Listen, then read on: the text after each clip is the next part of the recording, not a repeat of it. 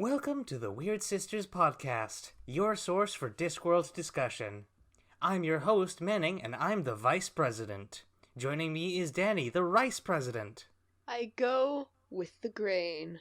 And Liz, the Mice President. My official title is Commander-in-Chief. Our book this month is Moving Pictures, the 10th in the series. And are you two ready for a hot take right out of the gate? Mm-hmm. Yeah, why not? I'm going to call this one the 5th book in the Wizards subseries, grandfathering in the Rincewind storyline. Don't at me. Actually do at me. I thrive off the engagement. Hot take indeed. They don't exactly factor in as major players as wizards, but I guess you could make the argument since one of the main characters is a student wizard. So where would you rate the startability of this one? Ooh, on a scale of 1 to 10, I'd say a solid 5, because there's quite a few things you wouldn't get if you hadn't read certain other books, but at the same time, it could serve as a good introduction as to the general weirdness of the series itself. I kind of really agree with that. This book is really good in being a self-contained story, but it does kind of require you to know a little bit more of the world lore. All right. Without further ado, let's dive into the trivia section as provided by the secret extra sister who stands vigil in a sunken cinema. Moving Pictures was published in 1990, was nominated for the 1991 Locus Award for Best Fantasy Novel, and has been translated into German, Dutch, and French. The concept of Holywood is of course a reference to Hollywood, but while nobody on the disc knows the origins of that name, there's actually a story behind it. It's said that the town was named when the founder, H.J. Whitley, spoke with a Chinese laborer who described his work as I Hollywood. Thomas Silverfish is likely a reference to Samuel Goldwyn. He used the last name Goldfish as an anglicized spelling of his original last name, Gelbfish, which has some crazy spelling on it. It's Polish. Goldwyn was also a major player in the first years of Hollywood filmmaking, from the early days of Paramount Pictures to the founding of MGM, which still bears his name. The Discworld studio names are primarily parodies of famous real-world movie studios, most prominently 20th Century Fox as Century of the Fruit Bat. Of the many movies joked about in the story, the biggest is Gone with the Wind. It has been pointed out that the main female character of that story is named Scarlet, and the two female leads of the story are Ruby and Ginger, although Pratchett is on record calling that a coincidence, and Ginger is actually named after Fred Astaire's dance partner. And the golden statue reminding people of their uncles is based on the story of how the Academy Awards came to be called the Oscars. Ah, that joke makes more sense now. The story begins on a wind-swept beach, a place once known as the Holy Wood. In a ramshackle hut on the dunes, Decan, last keeper of the door, has passed away. Through his conversation with death, we learn that it had been his job to say the chants and keep lit the torches as a means of remembering what happened to the Holy Wood. And now that nobody alive remembers what it was, the wild idea is free to share its dream with the world. Wild ideas are a recurring thing on Discworld. I liked seeing it taken from a gag to being a major plot point and, the driving force behind this book. It's not like the sparks of inspiration we have seen before. It's like an actual force. Yeah, I'll take inspiration any day, but a fully fledged idea just cramming itself into my skull? Whew, no thank you. And before I had read any of the Discworld novels, the one thing I did know about them is Terry Pratchett's idea of ideas as kind of this force of magic and power in its world. And it's a very cool idea, so it makes sense that out of everything, that's one that kind of reaches outside the fringes of the series. We then join Thomas Silverfish and the other members of the Alchemists Guild in Ankh-Morpork as they perfect their latest discovery, octocellulose, the material for creating moving pictures. Without entirely understanding why, they decide to pack their bags and set up shop in Holywood. Go west, young man. The way this scene is written, I would have thought that Peavy, the alchemist who invents popcorn, would have been a bigger character. The amount of focus he gets in this scene. Mm-hmm. I would have expected him to have a minor subplot of maybe getting super rich off of selling popcorn, because it's a known thing that popcorn is actually super cheap to make, but is very expensive at movie theaters. Same thing with the soda, actually. Most fast food businesses make most of their money off of the drinks. Capitalism. The beginning of this book in general was just a little bit difficult for me to keep up with because I'm not very good with like names in general. But then suddenly we were meeting so many characters in so many different places, and I could not keep like any of them straight. Luckily, in this scene, the only character that matters is Silverfish. We then meet the laziest young man on the entire disc, Victor Tunglebend, as he and his roommate Ponder Stibbons review for their graduation exam at Unseen University. What a relatable character. That's what I was gonna say. And not in the best of ways. Yeah. Like, I want to do things, but I don't want to do them. I do also relate to putting a whole lot of work into doing not the thing that you're supposed to be doing. Victor is also like a really interesting way to take like a very smart, capable character. He just like works really hard because it's easier than not doing that. He has a very precise kind of intellect. It's kind of a shame that he doesn't really have much interesting going on beyond that. When you think about it, though, it fits the plot actually better, considering the effect that Hollywood has over people. He never puts in the work for the acting, it just happens and he reaps the benefits. And it also kind of makes sense with his role of an actor of just being whoever everybody else wants him to be. He's like hitting everybody's desires while still maintaining this I'm doing nothing nonchalance. Victor is scamming his late uncle's estate, staying a perpetual student to take advantage of the lack of responsibility. Unfortunately for him, the new Arch-Chancellor, Mustrum Ridcully, is a very no-nonsense man, and the Bursar has come up with a plan for forcing Victor to graduate. Any thoughts on Ridcully the Brown? I read his name is Ridcully the Brown, and automatically that puts a very specific image in your mind, and then he just entirely overthrows that. There was not an insignificant amount of characters in this book, and he was one of the ones that just like I didn't offer much attention to, and I was kind of wondering why he and the Bursar were there until we got later in the book. Perhaps unfortunately for the Bursar, Victor never takes the exam. Instead, he gets entranced by the spirit of Holy Wood to join the moving picture industry. Also coming along are two characters returning from Guards, Detritus the Troll and Cut-Me-Own-Throat Dibbler. And hitching a ride on a cart is Gaspode the Wonder Dog, a mangy mutt with an inferiority complex and the ability to talk. I actually really appreciated how many callbacks there were to Guards because Guards feels like pretty removed from a lot of the world of Discworld. Like it doesn't have a lot to do with the wizards necessarily or like any of the other major groups. It's just kind of its own thing. And so getting to see as many characters from it as we do is a lot of fun. I liked seeing the characters sort of thrust more into this context. They got a lot more in this book. Yeah.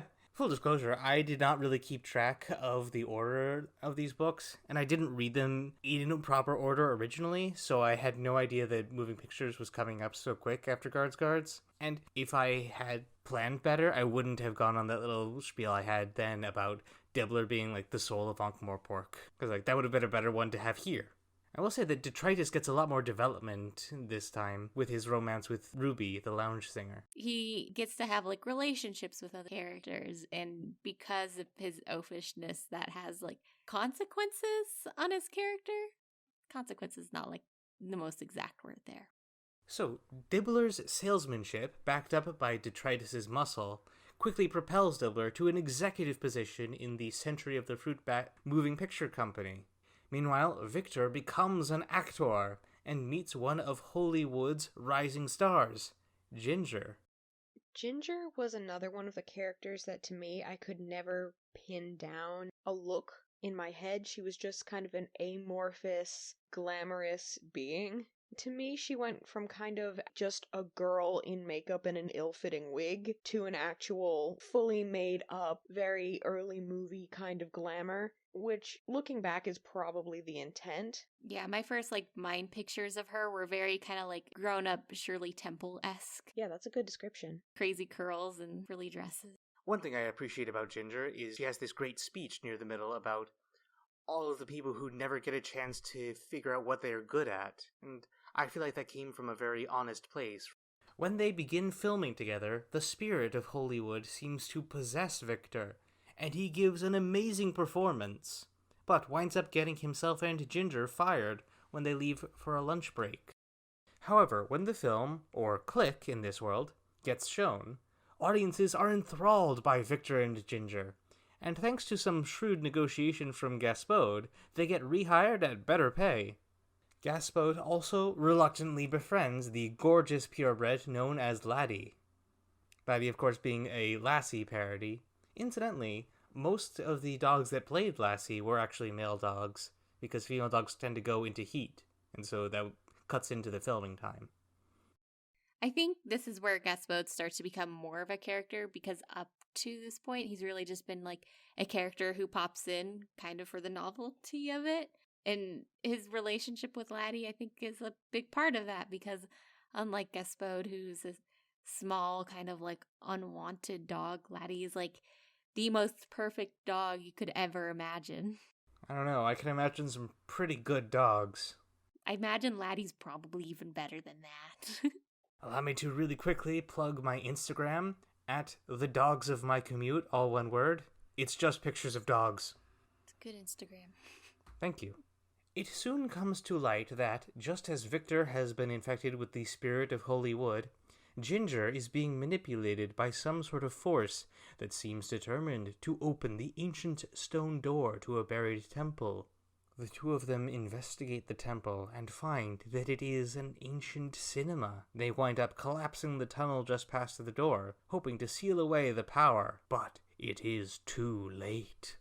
Victor and Ginger are brought to Ankh-Morpork for the premiere of the biggest click to date, Blown Away. There, the captivation of the massive audience wears away the fabric of reality, and the projected images become possessed by creatures from the dungeon dimensions. The audience watches in horror as a 50-foot-tall version of Ginger steps out of the screen and rampages across the city. It snatches up the librarian and climbs the university's Tower of Art. Hey, Danny, a few episodes ago, you were talking about how Pratchett has a very cinematic approach to storytelling. Yep. Yeah, I was snickering to myself when you were saying that. I still stand by that statement. And I think with a lot of how Pratchett describes scenes in this book, just the world around these characters, it is the most perfect notes you could get if you were going to be building a set. The sunken cinema, I can imagine just this kind of thing carved out of stone, but it's submerged, so it's kind of covered in barnacles and starfish and everything. This thing that just seems powerful in a way that you can't really understand. You know that feeling when you're walking into a small town cinema? They just have that ramp leading down between the rows of the seats, just one, maybe two, and it's not lit up so well. So if you make it in after the previews, it's entirely dark except for the light from the screen. That's exactly what I was picturing, only with stone seats and the screen isn't so brightly illuminated.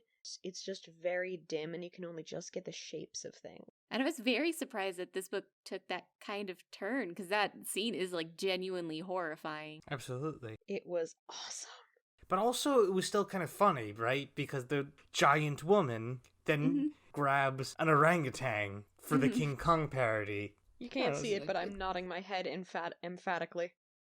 So, with aid from the Arch-Chancellor, Victor defeats the giant Hollywood monster. But that's not the only place where reality needs to be reasserted. They return to the ancient sunken cinema, where things from the dungeon dimensions are struggling to break through once more, and they wake the Golden Guardian to fight them off. As the temple collapses, Victor and Ginger flee, emerging safely. Hollywood is gone. Gaspode returns to his meager life, as do the alchemists and Dibbler, and Ginger and Victor are free from the influence of cosmic forces. So the Golden Guardian that people thought looked like their uncle Oswald or Osric or Oscar was a warden. Get it? A warden? Oh my god.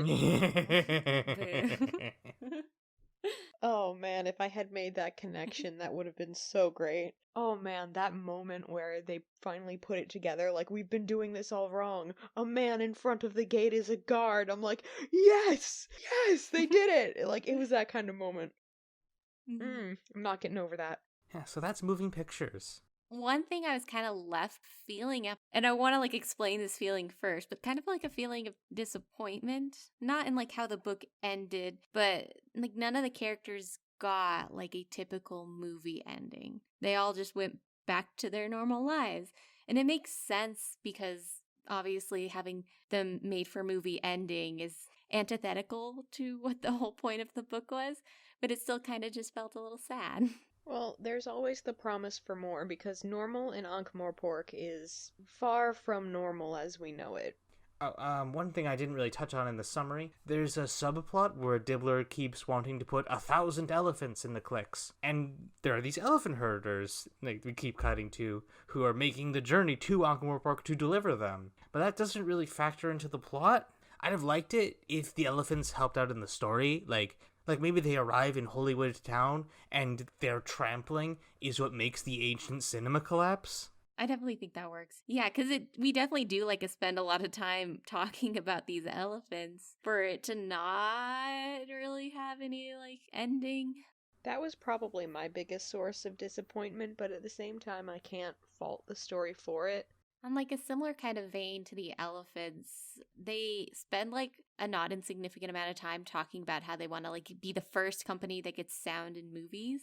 And they like go through this whole thing where they're talking about like they have like armies of parrots that can perfectly recall whatever they hear, and how it's like just a constantly cacophony of noise because these parrots are repeating everything that they hear. And then that also kind of just like never really follows through. I mean, it does come up in the last bit when they can't speak in the ancient cinema. It just feels like the connection between where we stop talking about getting sound in movies and then the ending of the book were a little bit just like too far removed. That whole part of the book felt like a bit of a rush to me, so if there was more time put into that than I'm thinking of, it's probably because I read it in a rush due to the rising action aspect of it. That whole part of it kept sending me into flashbacks. There was this other movie that I saw that I can't remember the name of, about a silent movie actor and how he was displaced because talkies were becoming popular. The Artist? Mm-hmm. Is that it? Probably. Regardless, that's what I kept hearkening back to, and it added more, for me at least, more humor, kind of a fun aspect to that because of the fond memories I have of that movie. So I can't really be disappointed about the lack of it panning out. And that's fair. I'm like not hating on it at all. Like, I just wish maybe there was like another threader there connecting the two. Like maybe they had almost gotten it, and so like sound kind of works in that like movie world at the end of the book.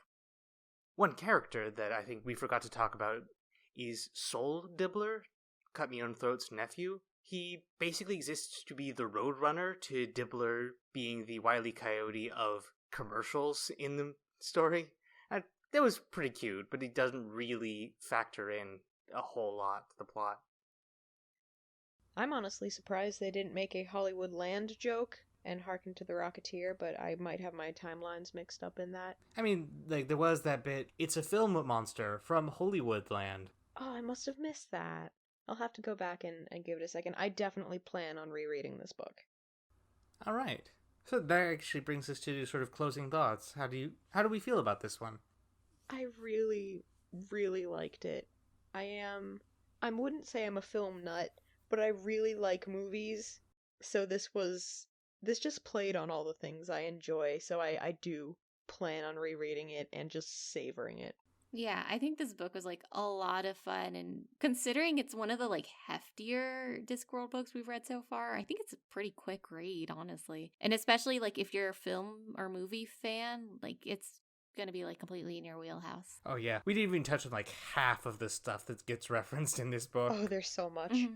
But we've only got so much time, and in fact it's coming to the end of the episode. So I want to thank you two, my co-hosts, for joining me. Aww. Willow Carter for our theme music, and you all for listening. Check out our social media, Twitter, Tumblr. We don't have a Facebook as of this recording. I probably should, but I don't really want to have Facebook stuff. It's fair. It's about speaking to the audience you want to speak to. We have a Discord as well. Links to it are usually in the episode somewhere. Check your local library for the next book in the series, Reaper Man. Da-na-na. Danny, would you hit us with the favorite footnote? The Necrotelecomenon was written by a Klachian necromancer known to the world as Ahmed the Mad, although he preferred to be called Ahmed the I Just Get These Headaches. It is said that the book was written in one day after Ahmed drank too much of the strange, thick Klachian coffee, which doesn't just sober you up, but takes you through sobriety and out the other side, so that you glimpse the real universe beyond the clouds of warm self-delusion that sapient life usually generates around itself to stop it from turning into a nutcake. Little is known about his life prior to this event, because the page headed About the Author spontaneously combusted shortly after his death. However, a section headed Other Books by the same author indicates his previous published work was Ahmed the I Just Get These Headaches' book of humorous cat stories, which might explain a lot. Take care, everybody. Until next time, the Turtle turtle moves. moves.